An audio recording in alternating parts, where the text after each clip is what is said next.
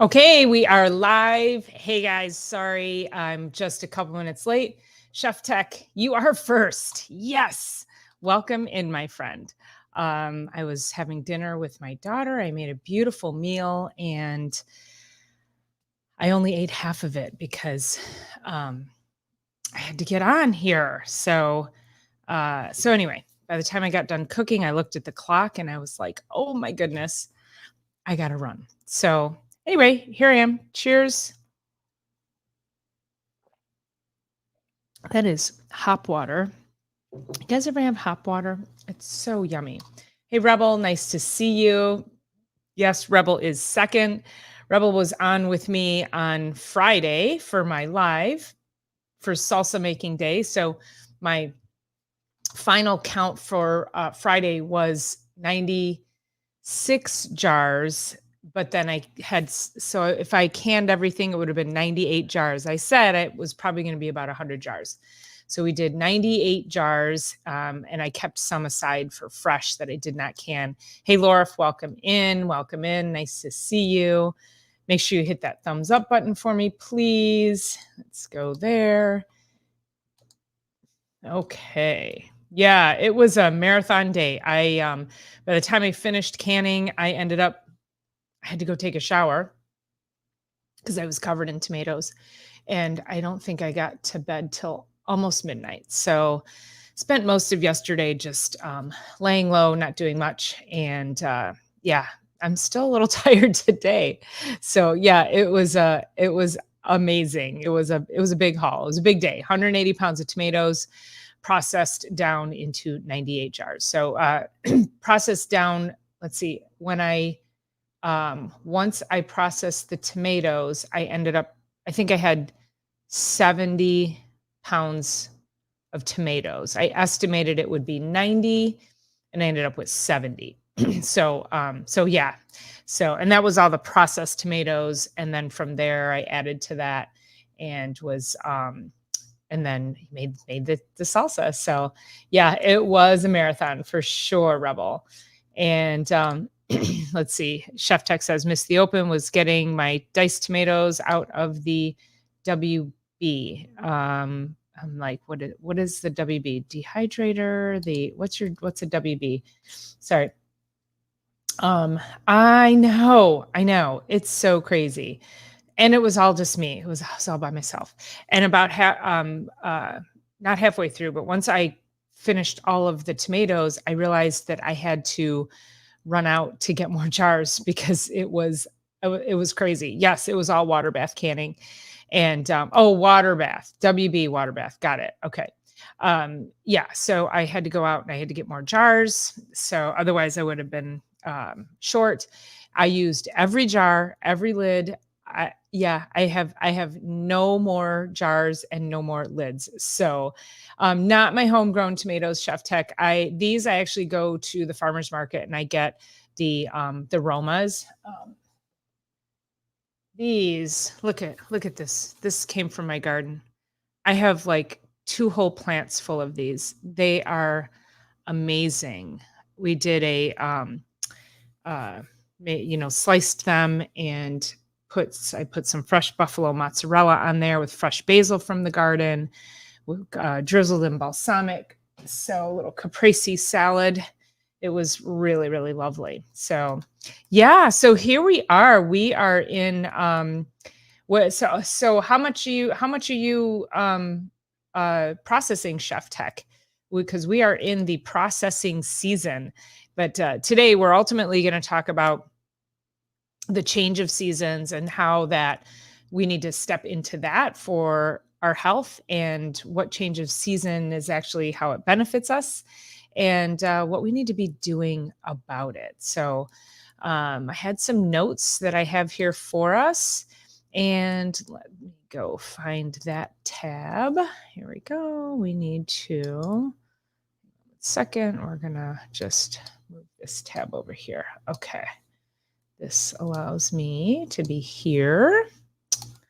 Hang tight, guys. Just moving a couple things around. I probably should have done this before I came live. Okay, so now this way I can see my StreamYard and I can see my notes. So, okay. So as we go into the new season, yeah. So, and this is that's one of the things, Laura, is the change of seasons makes a lot of people depressed. So, and of course, depending on where you are on the globe, your season will be very different. So for us, we're going into fall season. So we just passed Labor Day weekend, which was last weekend. That's a major holiday here in the US. And Labor Day usually signifies for most of us, it's back to school time. So most of the kids start back to school right after Labor Day. Some start a little bit before that. But Labor Day is really that signifying time of year for us that it's the change of season. It's fall now. It's not technically fall, but summer's over. Summer's technically not over. But in our minds, I think, we start to, again, we get the kids back to school, we get back to routines. It's been cool. I mean, I'm wearing a sweatshirt right now, and it's been it's been relatively cool. But we're going to have another warm up this week. It's going to be up in the mid to high 80s. So, but that probably won't last long, and then we'll start to to get a little cooler. And with that also comes shorter days. So I think sunset now is about maybe around 8:30. Don't quote me on that, but we're now down to I think we're like 1 hour less of sunlight or daylight than we were when summer started. Oh shoot, hold on, I have to yell at the dog. Can't find my mute.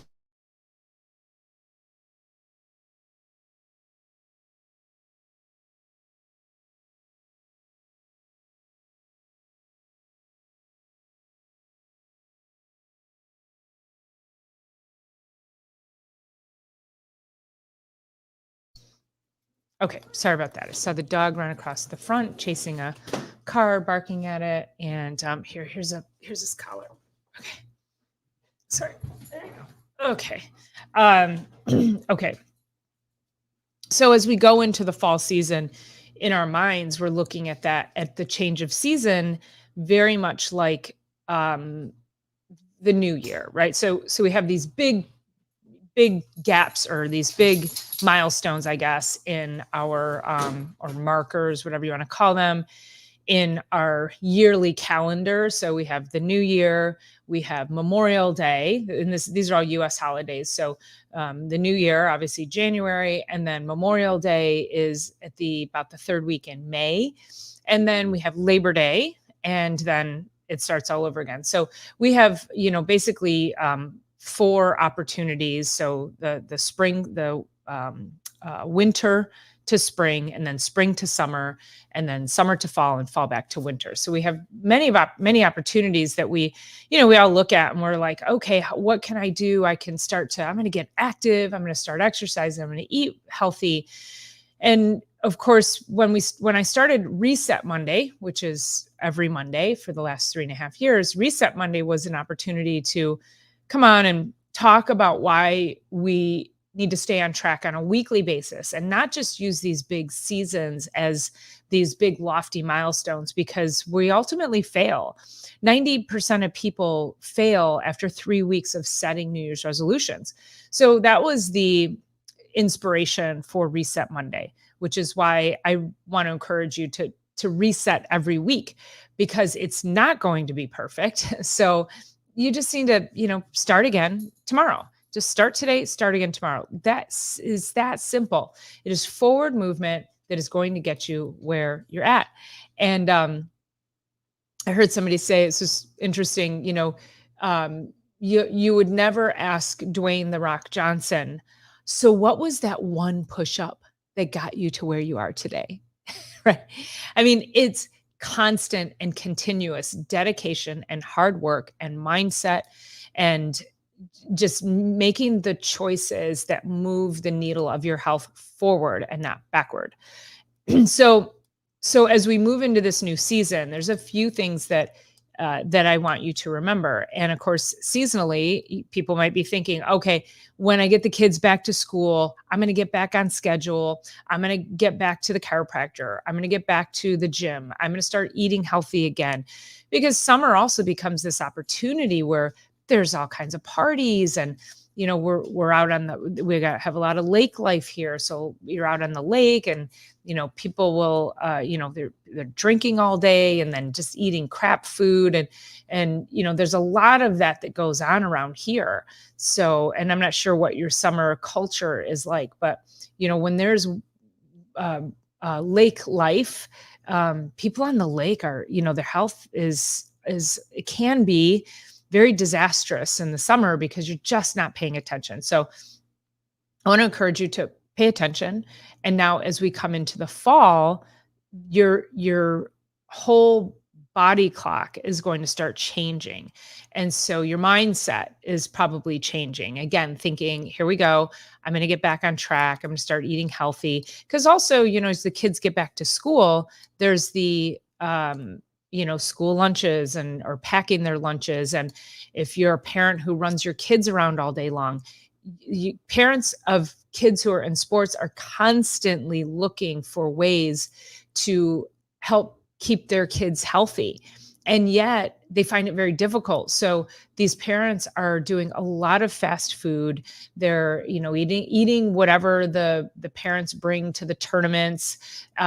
Becomes you become the process starts to drive you rather than you driving the process. So you need to be more in charge of making more conscious decisions about your life. And again, this new season is a great way to do that. So, and Laura says, I've been depressed for at least the last week and it's hard to get motivated. And so motivation is a big key. And again, you just have to start somewhere. It's a small, small step that will help you, get to that place that you want to go. I pulled up some motivational quotes. If all you can do is crawl, then start crawling. That's a quote by Rumi. And then start wherever you are and start small. That's Rita Bailey. And the beginning is the most important part of the work, and that is Play-Doh. And when you think about it, you just have to start. Take that first step to start. So we're going to talk about 6 seasonal things that you can do to start to boost your health and your habits. And Laura, if this is going to go right along with what you're saying about feeling depressed already, and that is going to be in items number two and 3. So item number 1 is your physical reset and understanding how your body responds to seasonal changes. And we talked about that. So the sunlight, the temperature, your whole body's rhythm will start to shift and change. And it is important to start focusing on your sleep patterns. We tend to stay up a lot later in the summer because there's more sunlight. We tend to be more active for longer hours in the day. So this also is where you're not going to be able to do as much. Your body may not want to do as much, and you have to start thinking about respecting your sleep habits at this point. So try not to push that. At this point, I'm actually going to sleep about 30 minutes sooner. So during the summer, I usually lights out about 10, and now I'm going lights out about 9:30 to 9:45. And it's just, my body's feeling it. And so I'm respecting that. I'm not trying to push and stay up later. So start to really think about how your body, tap into that. What does it feel like right now? Are you getting tired around 7:00 at night? In the body, that's, the way as the sun starts to come down, your body will start to get more tired. Melatonin is going to go up, cortisol is going to start to go down. And so we want to be mindful of that so that we can start to wind down, slow down, read a book, try not to be outside, doing tons of physical activity. This is, I have a patient who does not sleep well. He's got a lot of health issues, young kid. He's like 32-ish, 30, 32, something like that. And he goes to the gym at like 8 o'clock at night. And I said, you can't do that. You have got to swap this around. And he says, yeah, I know. He knows he feels terrible when he goes to the gym that late at night. And he knows he doesn't sleep well. He doesn't sleep well anyway. And so, but he doesn't have to be at work at 5 a.m. either. So that would be another thing, is that if you have to be at work at 5 a.m., I don't expect you to go to the gym at 3. You do have to work with a schedule, but he doesn't usually have to be into his office until like 8 or 9. And I said, you can get up and you can go, or go right after work, go right from the gym right after work. And then he says, oh, I got to go let my dog out. So we're working with that and trying to move some things around in his day so that his activity level is conducive to the time of day, to be able to allow his body the opportunity to wind down and sleep properly, so we can get all the other things fixed for him. He's got terrible, terrible digestive issues, and this pattern of poor sleep does not help that. So, so just think about that. Like, what can you start doing at this point coming into the fall that's going to help your body and your health to maintain your physical fitness, but then also not disrupt your sleep cycles. Then hey, P squared, how are you? Laura says, I'm still out in the sunshine and grounding, but it doesn't feel the same as the summer sun. Yeah, exactly. So I was outside. It touched 80 degrees, I think, today. It's 67 right now. But it's, I was outside and in my bare feet earlier today, just trying to get my feet on the ground and just getting that energy from the earth. So it's that's also a really important habit. Chef Tech says, all my girls have a horrible time with seasonal change and they all work from home. So in tomorrow's Reset Monday, I did a pre-recorded video for Reset Monday, and I talked about this from the physical perspective, is especially if you work from home, taking an opportunity to get up, put it in your schedule to get up and go outside and walk and move, get out of your environment. You cannot stay in the same environment all day long and expect to be productive. I have 2 hours from my morning shift to my afternoon shift that many people make fun of me. They're like, oh, you have a 2-hour lunch, must be nice. But in that 2 hours, I'm trying to cram 8 hours of work into the 2 hours, and it can get very daunting. It's really stressful. I'm up against a lot of timelines. So I force myself, I schedule it.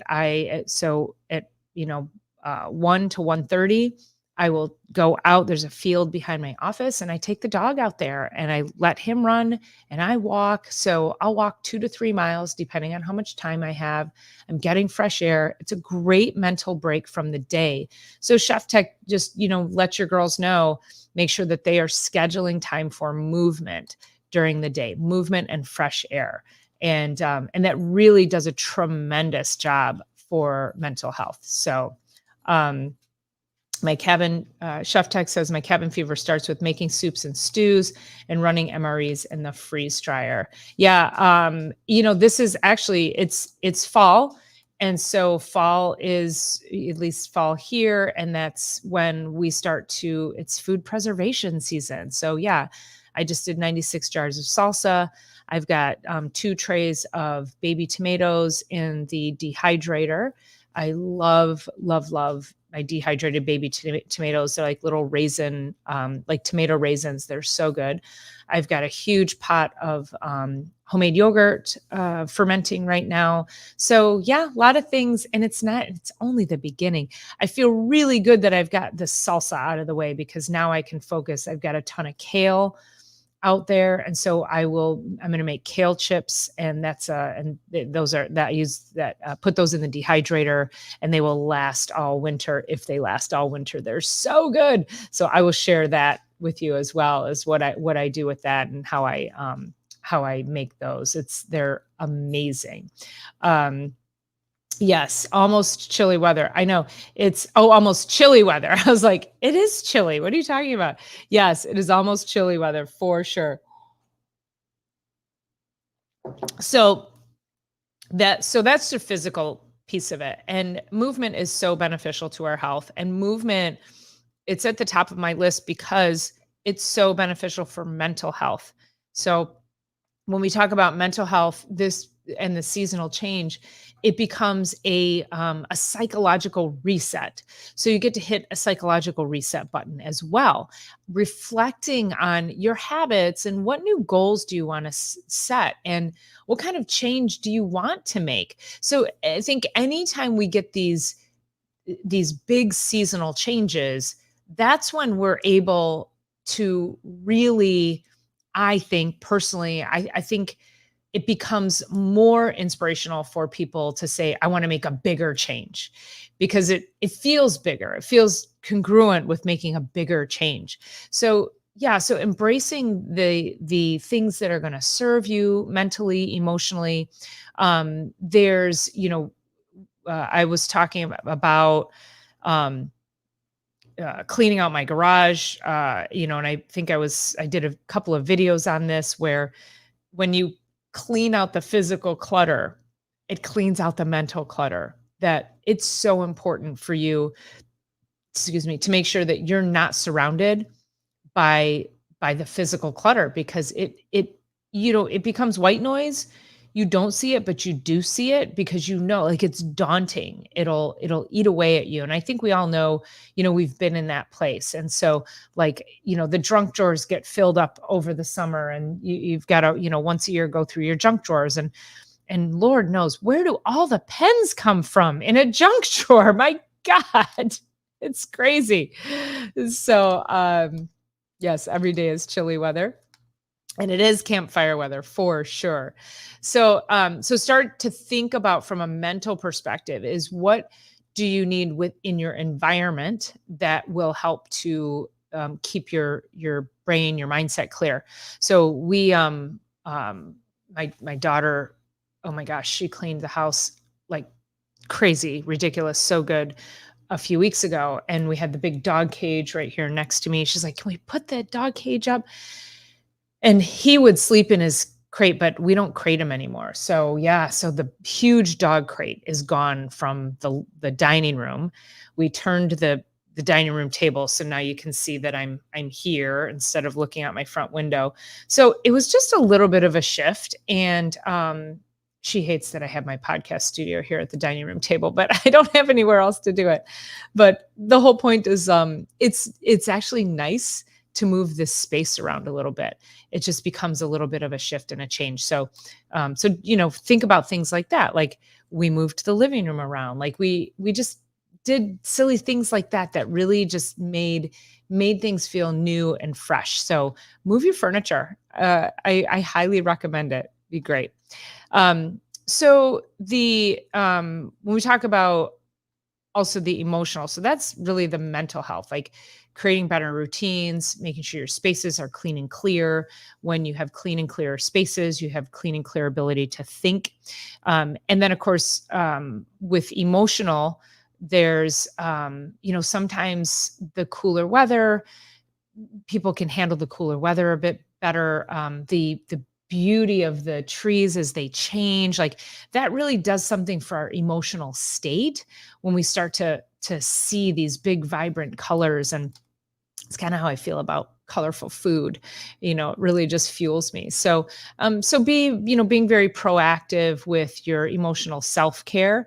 And light therapy is, yeah, you can buy a red light, but every morning I wake up and I walk outside and I sit with the dog and I play with him, and I sit for about 5 to 10 minutes. And then I come inside, and then every evening I go out and do the same thing. And then every night before bed, I go out and I stand outside in the darkness. And there's just something about getting outside in those different times of day. Sorry, I'm not like, I'm keeping it G-rated. Okay. So I know if Kenny were here, he'd have something to say about that. But I try to get outside and just get fresh air in those little gaps of time as much as I possibly can. So I encourage you to do the same. Again, in your bare feet, make sure you're getting out there, you're doing your grounding, and just you know, getting the proper wavelengths of light over the course of the day is really, really critical. And a lot of people who work in offices, again, go step outside for 5 to 10 minutes, not to have a cigarette break or vape or whatever, but just go outside, take a walk, do something healthy, and get those different wavelengths of light. If you need to, you can do a red light box, and those can be very helpful. The only problem with those is that there's certain times of day when red light is good for your brain and your nervous system, and then there's certain types of day when other wavelengths of light are good for you. So you just want to make sure you're utilizing it at the proper times of day. And I can't answer at this point to when you should use it, because there's many different types of red light therapy on the market, and I don't know what their wavelengths are. So I'm just saying, make sure that you have an understanding of when you should be using it. So then, your seasonal detox, right? So what is it that is no longer serving you? So again, it's a time to shed things behind you, and it's a time to actually move forward. What can we start doing that is, going to be improve our health habits, our relationship habits, our mindset habits, our routines? Do you drive to work the same way every day? Do you take different routes? Do you, just shake things up a little bit? And then, from a dietary perspective, this also becomes the opportunity for cleaning up the diet, and maybe we need to do some gut repair, and maybe we need to do a liver detox. And now it's, as we start to move into, we have more seasonal vegetables, so we're going to be getting away from certain types of vegetables in our area to more hard squashes and more winter type base types, fruits and vegetables. And I've always said that if you're just don't buy watermelon in the middle of winter. It just has the carbon footprint and the world, the miles that it traveled to get around the world to get into your kitchen. It's just not worth it. So stick with seasonal vegetables. And this is what I mean by seasonal detox, is that adopt the foods of the season. So, because this is what your body wants. This is how we, historically have evolved, right? So, and Laura says, I've been thinking about moving around my furniture, living room furniture. Just do it. Do it. I know. Yes. And then I want to know, Kenny is here even when he isn't here. I know, that's right. Right. It's like, we always mention Kenny's name, right? I think he needs to know that he's always with us in spirit, for sure. So, then that was, okay. So that was number 4. So far we have our physical reset. And then that's just going to be, how are you moving your body to the tune of the new seasons? What are you doing to make sure you're maintaining your physical activity, focusing on your sleep patterns to make sure you have better mental health, which goes into number 2. And with the mental health is adopting new goals, making sure that you are embracing the change, and reflecting on your habits and adopting new ones and new routines. And then that goes into our emotional balance. Now, the emotional balance, this is where we can get that seasonal affective disorder.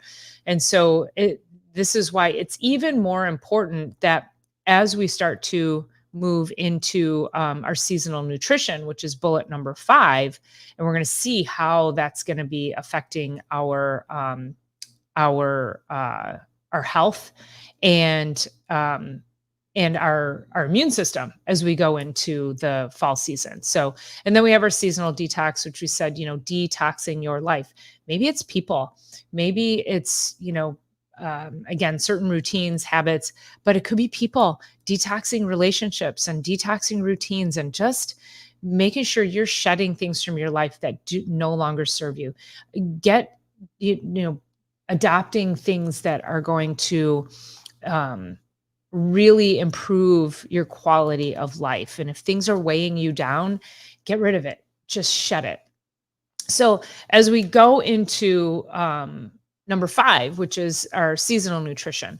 So, I was saying earlier, eating with the seasons for optimal health, but where I really want to hit home with this particular bullet point is that when we're eating for the change of seasons, when we're eating properly, when we're eating high quality nutritional food, this helps give our bodies all the proper nourishment that it needs.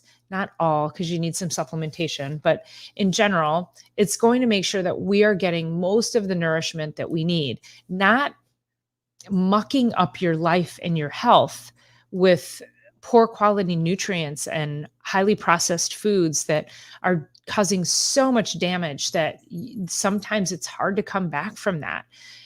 So when you can give your body the proper nutrition, you give your immune system the proper power. So you start to give your body the proper nourishment, get rid of all the things that aren't serving it, and your body will have more power to sustain your health throughout the winter. Now, we've all heard of, yes, more vitamin C for sure. And we've all heard of flu season, right? We've heard of this. Okay, so we have flu season. I'm going like this, flu season. And I've got a little face whining at me here. What do you need, boy? You want to come on camera? You want everybody to see you? Huh? Okay, so anyway. So we have flu season, and flu season, there is a season. And here's why. Because in the summertime, hopefully, hold on. Boy, no, we're not. It's not playtime right now. No. And I'm not getting you a cookie. No. So during the summer, we're outside, we're getting sunshine. Sunshine is the number one critical nutrient that we can be giving our bodies to function properly. Without going into too much detail, because I've also done several videos on sunscreen and sun exposure, but most people are not getting the proper sun exposure. So then when we come into fall, then you're even more depleted. Now, we are in the Midwest or the Northeast. I think Michigan's probably on the eastern end of the Midwest, but we're pretty far north, and it gets cold. We only get, I'll just say 3 good months of being able to be outside with minimal clothing for sun exposure. Let's just say that. Cause like in the summertime, I'll have, I wear dresses. I'm in my bathing suit a lot. So I'm trying to get maximum sun exposure, and I'm not using sunscreen. Now, I don't know what your skin type is. I'm Middle Eastern, so I tan very easily. And if you have the type of skin tone where you burn easily, then yes, you do have to be careful. Maybe put some clothing on. I prefer wearing like long sleeves. Maybe it's a mineral sunscreen, but you want to make sure you're not using things that block the sun, and in the sense that, like, if you need to get that sun exposure, but go out in the early morning light and make sure you're getting more afternoon light as well. Don't go out into the high sun times when it will burn you. That's when it becomes dangerous. Okay, so that being said, most of us are slathering sunscreen on and not getting enough sunlight. And so we're still depleted through the summer months. Now, because of my heritage, I am always in the sun. But it takes more sunlight for me to get the proper levels of vitamin D. So some people who have lighter skin don't have to be out in the sun as long in order to get the max vitamin D. So that's one of the things with sun exposure. So I still have kind of a low vitamin D. I think we want it over 75, and I haven't had mine tested in a couple of years, but I think the last time I had it tested, it was like 50 to 55. Not horrible in the grand scheme of things, but it really should be up over 75. I need to go get it tested here again soon. So Harley can hear Bentley. He's looking everywhere for a dog. That's great. So here's what happens. So we have flu season because we don't spend enough time in the summer months getting our sun exposure. So we come into the winter months where we have no choice but to not get sun exposure. And that those vitamin D levels need to be at a particular level in order to fight off any bacteria and viruses. So your sunlight is your biggest weapon against against illness for your immune system. So this is where when having this seasonal nutrition, if you're like, yeah, I know I'm not getting enough sun exposure, I don't eat the proper foods, just you got to get the green leafies in, make sure you're getting lots of berries, high quality, deeply nutritious foods in order to make sure that your immune system has all the nutrients that it needs to function properly, and your brain. So there is a flu season, and because your health goes like this, and then in the winter it goes like that. So it does start to take a little bit of a dive. So that's why, like, so many people, they start, like, suddenly everybody will start getting sick. And the interesting thing is, now it's the push for specific, certain vaccines based on this time of year. And so instead of saying, yes, now it's time, your best vaccination is to make sure that you are starting to eat healthier and make sure you're exercising and drinking enough water and getting rid of all the garbage and the sugar, because that causes so much damage to your health. And you don't need a shot to, that should be the last resort. Your lifestyle should be the first resort. And then you might not need that. So, I tan quick and deep. Maybe that's why I feel like I can't get enough sun. I'm the same way, Laura. So I tan quick. I don't get as dark at this age as that when I was younger. I got really dark. I don't get as dark. I get pretty dark, but I don't get as dark anymore. But I also, I don't sit and just lay anymore. I'm usually like, I'll lay out occasionally here and there, but I gotta be up and doing stuff. So even like when I'm doing yard work, I usually just have my bathing suit on. So I'm getting that sun exposure. So, so that's seasonal eating. So that's the really important piece about making sure that you're getting the proper nutrients, because you're preparing yourself for this colder weather. You're preparing yourself for cold and flu season. And, and then that's where, we've got chili. I mean, I think chili is it's such a healthy food because you can, and just don't use packets of seasoning. You can season it yourself, no problem. Use those beautiful, tomatoes, Chef Tech, that you're canning. And so you can make this easily yourself, and it's just super high in protein. You can put beans in it, load it up with vegetables, and be just amazing. So think about that. That's the biggest thing, is making sure as you come into this season that you're really utilizing the foods of the season to get rid of amp those up and get rid of all the stuff that doesn't serve you. So then the last point number 6, strengthening social connections and community during the seasonal transition. So, now it's, again, okay, kids are back to school. So there's kids might be in school, parents can connect with other parents. There's opportunities, this is like, we have one of our neighbors, he wants to do a chili cook-off. We have neighbors that do euchre tournaments, and these things don't happen in the summer. We always do these in the winter or the fall, and then through the winter. So it becomes a really great opportunity, because I know for me, I don't like to go anywhere or do anything in the winter. I love the coziness and the warmth of home. But when people do things like that, I go and I participate, because it can be tough to, you can succumb to that seasonal affective disorder and, just put your head down and just try to drive straight ahead. And and get to the next season and get to summer again. But that's no fun either. So, that can be boring. And so think about, it's really about the experiences that if you can start to create better experiences with the communities around you, this is really one of the best things you can do for mental health. People who are centenarians who live to be 100 or more, they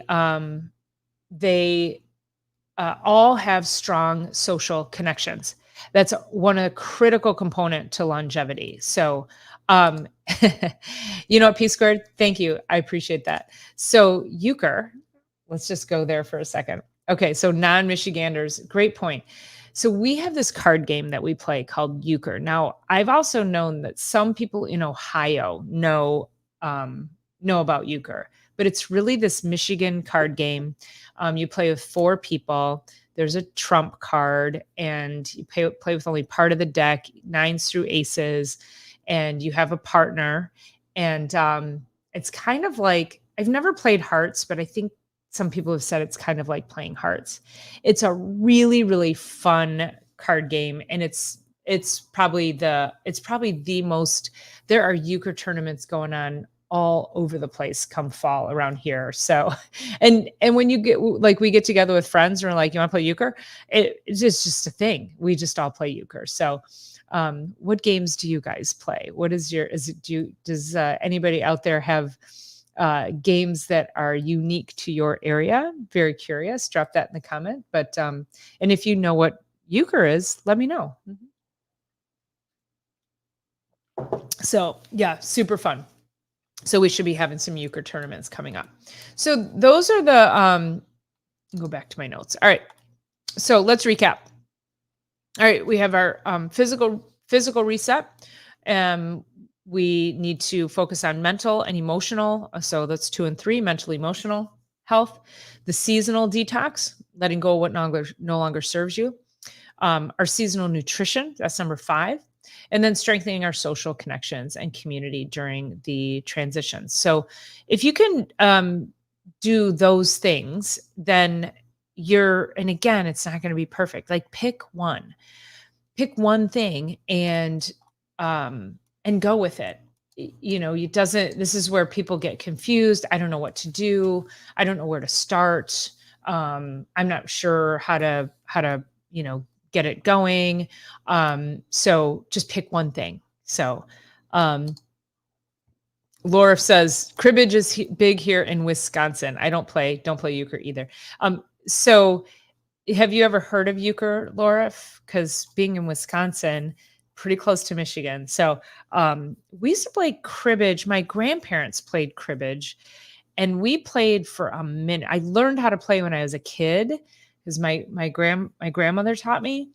And then I'd play with my cousins whenever we'd go visit. And then, yeah, I don't know why we never kept up with it. So yeah, fun game, fun stuff. So, all right, where was I going with that? Anyway, social connection. So just make sure you're getting social connection. So you're not, you got to get out. You have to connect with people. You have to, this is what was so dangerous about during the pandemic and, banishing people to their homes. And I know so many people who were, single without kids, who ended up spending months all by themselves. That is no way to live. Of course, all the people in the senior living homes had to be in their rooms, couldn't see anybody, could only talk by phone. It's not in existence. So, so just remember that if you're feeling like you're down, like the season is getting to you, phone a friend. Even the beauty of Zoom is that you get to see somebody's face. You may not be in the same room with them, but if you can see their face, and see their facial expressions and make that kind of connection, that's really, really powerful. So, yeah. Okay. So what's the first thing you guys are going to do? Anybody have any thoughts? Anybody have any ideas? I'm gonna be doing so my as I come into the fall, we can talk about food preservation. That's a big activity for me coming into the fall. So one of the things I've got a lot of eggplant coming in, and then I will get a couple of half bushels of eggplant from the farmer's market, and I preserve that. So I'll take that and I will applewood smoke the eggplant, and then I put it in the freezer, and I make baba ganoush, which is a Middle Eastern dish with tahini, which is ground sesame seeds and fresh garlic and salt and lemon juice, and it's so lovely. And eggplant is really wonderful because it freezes so beautifully like that. So you pull it out, and you can't go buy an eggplant in the middle of winter and have it taste like what I have preserved over the summer from the summer. And the other thing too is I applewood smoke them. So having a grilled applewood smoked eggplant to make that dish with is really special because the weather's not always conducive through the winter to pull out the grill. So that I will preserve more tiny tomatoes. I'll do a lot of that, and then I'm going to make I'll have my kale chips that I'll do. Let's see what else. I got a lot of peppers coming in, so sometimes I've just taken those and thrown them in a freezer bag, throw them in the freezer, pull them out when I need them, chop them up, and use them in soups and things. Other times I've taken them and I've roasted them on the grill, and then chopped them up and put them in a pan with tons of garlic and some onions. I grill the onions too. And then I'll saute all that together, put some olive oil in there, and then I'll freeze that. That would probably be something that I could can, but I don't know about canning peppers and I don't know if that needs to be a pressure canner. I don't know. What kind of peppers? I got,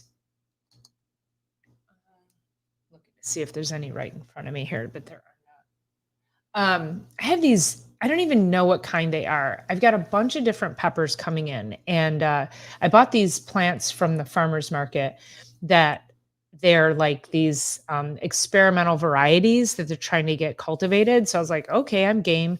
That's what this tomato is. Yeah. And it is wonderful. And so there's like some long skinny ones. The only hot peppers I have are my jalapenos. These are all sweet peppers, but they're crunchy. They're so delicious. So yeah, so it's just a huge variety of them. And I don't know, Hungarian wax would be the only one that I would know the name of. And the rest of them I'm not quite sure. So P squared. So it's Bloody Mary season. So one of the requirements of making salsa is you have to have a Bloody Mary when you're making salsa. I mean, like, duh, right? So yeah. And let's just say I had a couple Bloody Marys on Friday. Mhm. Yes, it is Bloody Mary season. The other thing I do is I make a tea, and there's usually a pot always going on the stove. And I know, duh. And so I make this tea, and it's an Arabic tea. I don't know why it's an Arabic tea, because it's pretty much like similar spices that they would use in like in chai tea. But it's cinnamon, cloves, nutmeg, and like a little scrape of nutmeg, a chunk of ginger, and anise. And anise is like, it's like licorice, has that licoricey flavor and scent to it. It's so lovely. And so I'll put a huge pot on the stove with water, and I'll throw that in there, and it just scents up the whole house. It smells amazing. And that is actually what I found out after I had my daughter. It's apparently called the homecoming tea for after women have their babies. And now, again, my mom's been making this tea ever since I was little. So I didn't know it was called homecoming tea. So she made the tea. And then when people come over, you put a whole walnut. I mean, like a cracked walnut. But you put the whole walnut meat in the bottom of the cup, and you serve it to your guests. I don't know if the walnut is like good luck. I have no idea. But, as a healthcare practitioner, and she's like, drink the tea and then you serve it to your guests that come over. And so, I started looking up, again, this was 20 years ago, and I start looking up what all these things are. And all of these spices are they help heal the the female from childbirth. So it helps constrict the blood vessels from the placenta. It helps to heal if there's any tearing or suturing or anything like that from a C-section. It helps. It's all anti-inflammatory. So it's really incredible when you think about culturally what certain cultures do, why they do them, and you just go with it. You're like, oh yeah, that we just always did that. I don't know why we did that. We just always did. And then you come to find out that, like, oh yeah, somewhere, some ancestors somewhere along the way knew that this was gonna, help with inflammation and help the body heal and help you sleep and all of that stuff. So it's pretty interesting. So, but yeah, I usually have a pot of tea going. I made some tea today, that's the tea, and that was also, I love just to mix teas. This is it was an oolong with some licorice tea and I think a little bit of green tea in there. And licorice has a natural sweetness to it, and it's excellent for gut health and gut repair. So if you have any digestive issues, licorice tea is a really, really great tea to help with your gut. So when I got sick a couple months ago, and I was making broth, I was making a pot of broth every, 5, 6 days. And that's all I drank. Well, I mean, I ate food, but in order to heal myself, I had a cup or two of broth every day for probably 3 months. But I was also drinking licorice tea because I don't know if I had gotten food poisoning or what when I had gone to Florida. But yeah, so you just start thinking about, like, how do you utilize food to heal your body? And that's what, these foods, these nutrients are designed to do. So, hey, thanks for joining P Squared. Yep, we're almost to the end anyway. So I appreciate you jumping in and watching. Thanks for being here. So, Chef Tech, wife and I are diehard foodaholics. We cook for 12 when there's only two. It's amazing, isn't it? So what do you do with the food? I mean, I personally, I love leftovers, and it's just me and my daughter. So we like today was I had grilled steaks yesterday, and then I roasted eggplant, and I roasted some delicata squash. And so I just heated it all up today, and I put it on a cutting board so it didn't look like leftovers. And then I made the caprese salad with the tomatoes and the mozzarella and the fresh basil from the garden. Yeah, oh yeah, that was like 2 days of food, and there's still food left over. So I totally get that. And usually after about 2 days of eating something, I'll put it in the freezer, because then, then I'm like, oh yeah, okay, this is really good the second day. So I'm going to put it in the freezer so I can have, something to eat later that I know is going to taste really good. So we do a lot of ground beef. I'll take those peppers, the tomatoes, onions, saute all of that up, and just, toss a couple pounds of ground beef in there. And we'll mac down on that. We'll put that over fresh, either fresh kale or arugula from the garden. Again, you slice up those fresh hot peppers. It's like you just, you have your base, and then you add to it. So I know my daughter and I are foodaholics too. And my daughter's an amazing cook. She's been cooking since she was little with me and my mom, and she'll be 20 in 9, 10, couple months. So, and she's a great cook. So I always tell her, I'm like, hashtag life skills, baby, life skills. Like, you got to be able to cook, and cook healthy, and cook well. And she does a great job of that. So she's quite the mini me when it comes to that. So yeah. What's your favorite thing to cook, Chef Tech, you and your wife? Curious. And do you freeze dry, Or do you can what do you do? So I don't have a freeze dryer. I dehydrate, freeze, and can. And those are my food preservation techniques. That's what I do. So yeah, I don't do much beyond that. Would love to get a freeze dryer. I don't really have space in my house. So I'm gonna need to get a new house. That's what I'm gonna need to do. Perfect. If you guys did not hit the thumbs up button, please go ahead and do so. I would really, really appreciate that. And let's see where we're at here. Um, so let me pull this up here. To do. There we go. Okay. Great. Okay, wonderful. So yeah, if you haven't hit the thumbs up button, please do that. I would really, really appreciate that. And I think with that, it is 7 o'clock straight up. So, all right. So make sure you tune in to Reset Monday tomorrow. And then we'll see you on Thursday for Chiropractic is Sexy. And then we'll see you right back here next Sunday for Sunday Night Live. So hope this was helpful. 6 seasonal tips on how to boost your health and habits.